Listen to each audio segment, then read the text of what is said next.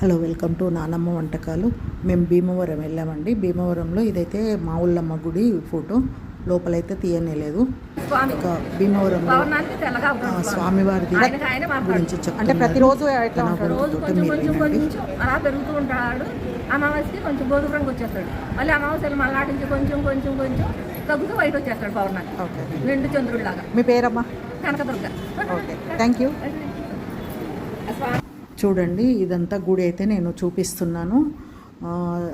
సోమేశ్వర జనార్దన స్వామి వారి గుడి పంచారామాలలో ఇదొకటి.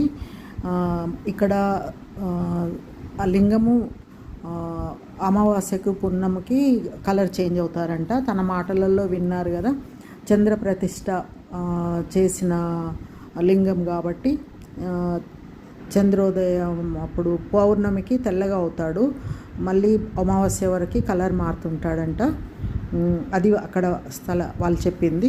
ఇదైతే అమ్మవారి గుడి. చూడండి. Thank you.